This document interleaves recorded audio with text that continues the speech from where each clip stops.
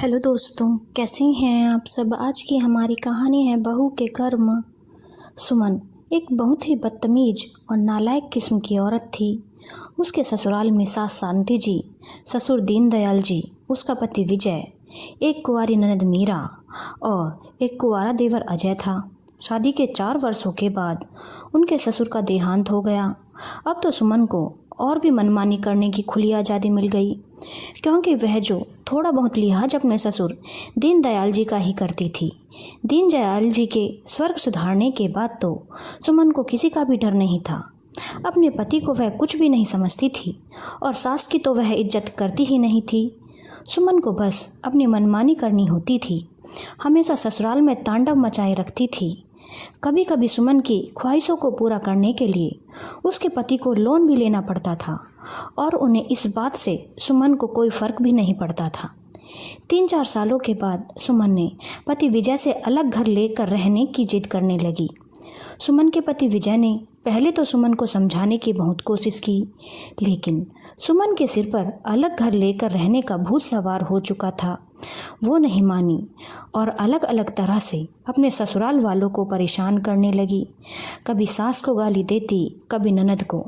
बुढ़िया, तेरी वजह से मैं अलग घर नहीं ले पा रही, पता नहीं किस दिन पीछा छूटेगा तुम सबसे।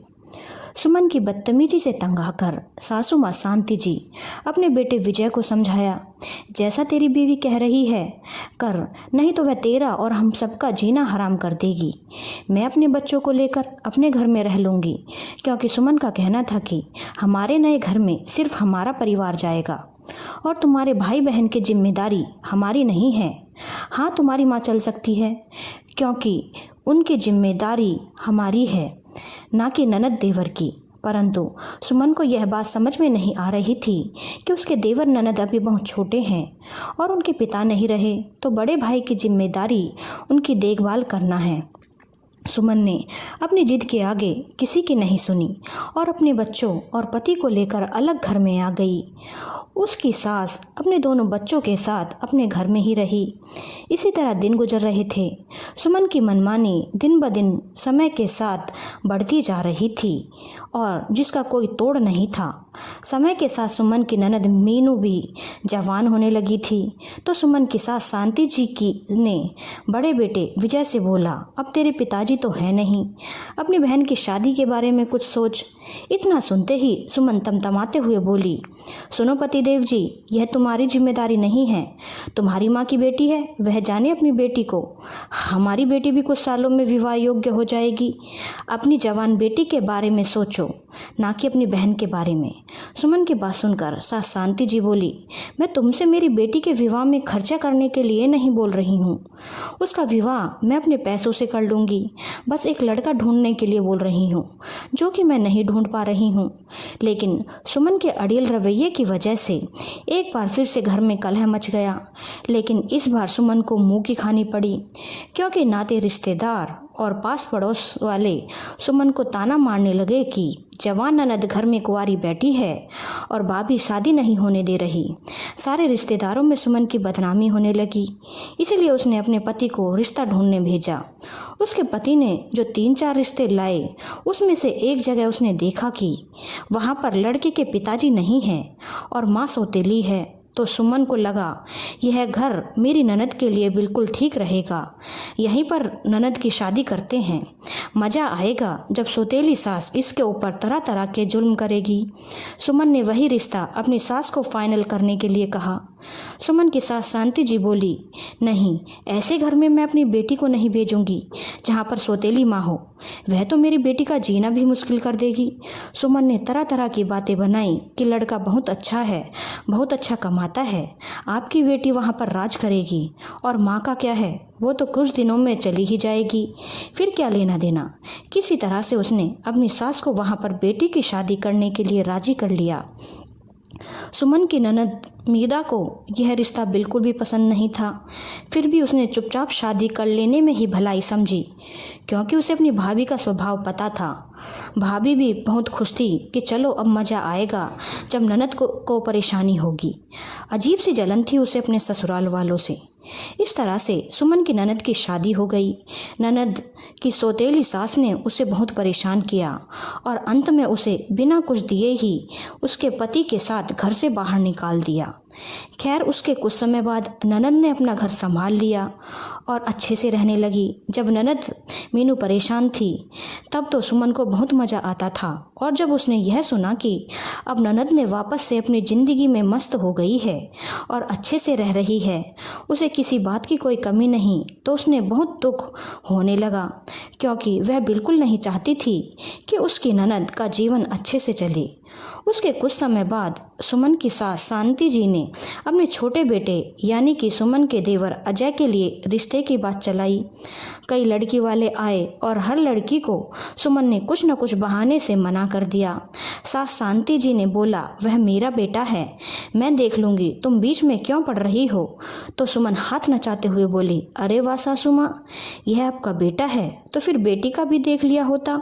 जब बेटी की शादी में मेरे पति को शामिल किया और उनकी बदौलत उसकी शादी हुई, तो बेटे की शादी भी मेरे पति के बदौलत ही होगी। ऐसा नहीं हो सकता कि बेटी के लिए आप मेरे पति का इस्तेमाल करें और बेटे के लिए आप खुद फैसला लें। सुमन ने फिर से घर में कलह मचाना शुरू कर दिया। इस तरह से 4-5 साल निकल गए और देवर अजय की शादी नहीं हो पाई। साथ ही साथ पूरे शहर में यह हल्ला भी मच गया, इस घर में शादी करना यानी अपनी बेटी को नरक में भेजना है, क्योंकि वहाँ पर बहुत ही नालायक और चालाक जेठानी है जो किसी भी कीमत पर अपनी देवरानी को आराम से नहीं सांस लेने देगी। ऐसे ही कई वर्ष बीत जाने पर कोई भी लड़की वाला उस घर में रिश्ता करने भी नहीं चाहता था, क्योंकि जब तक अजय की उम्र ज़्यादा होने लगी थी। इस तरह से सुमन ने अपने देवर की शादी ही नहीं होने दी और वह बहुत खुश थी कि चलो अब तो देवर की शादी नहीं हुई, घर में कोई हिस्सा बंटवारा नहीं होगा, सारी संपत्ति पर खुद कुंडली मार के बैठ सकूंगी। खैर, देवर की शादी तो नहीं हो पाई, पर कुछ समय बाद सुमन ने अपने बेटी के लिए रिश्ता देखना शुरू किया, क्योंकि अपने शहर में तो वह पूरी तरह से बदनाम थी, इसीलिए अपने शहर में तो वह बेटी का रिश्ता कर नहीं सकती थी।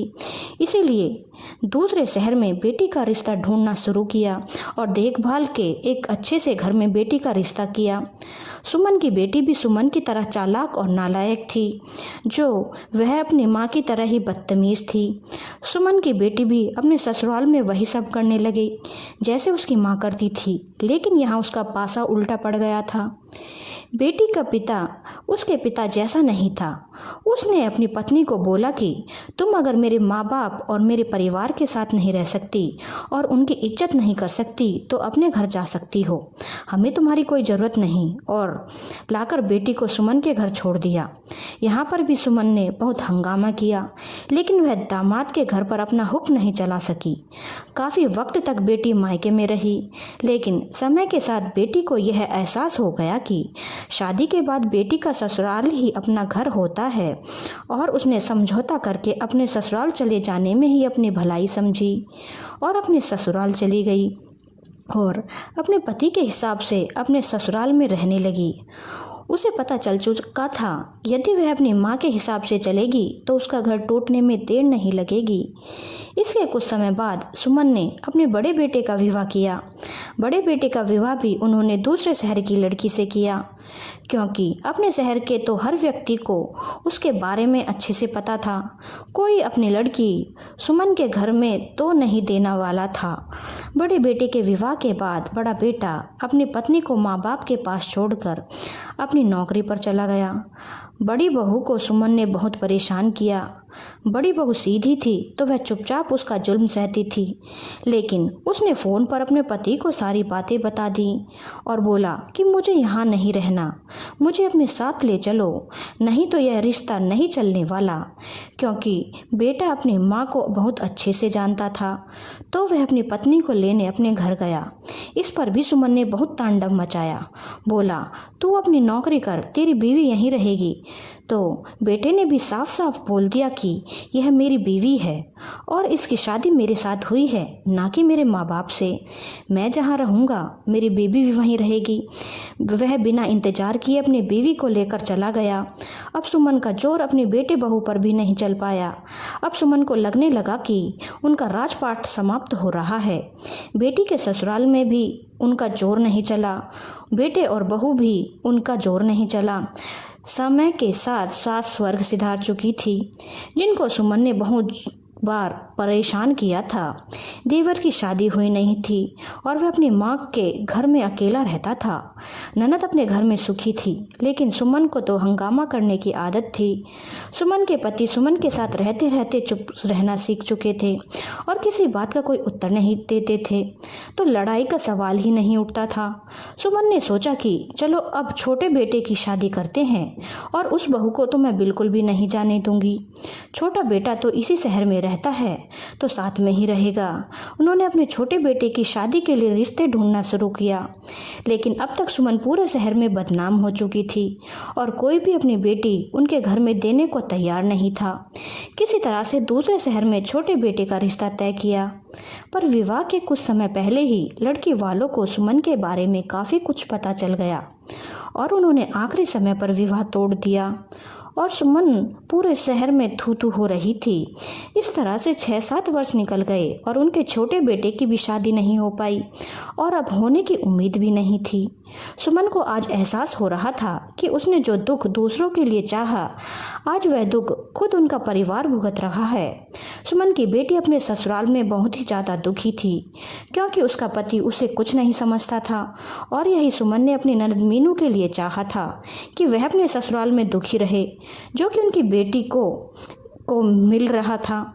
बड़े बेटा बहू अपनी ज़िंदगी में मस्त हैं। उन्हें अपने माँ बाप भाई बहन से कुछ भी लेना देना नहीं था, क्योंकि उनको पता था कि यदि उस घर में दोबारा गए तो हमारी ज़िंदगी नरक होगी, क्योंकि हमारी माँ तो सुधरने वाली नहीं है।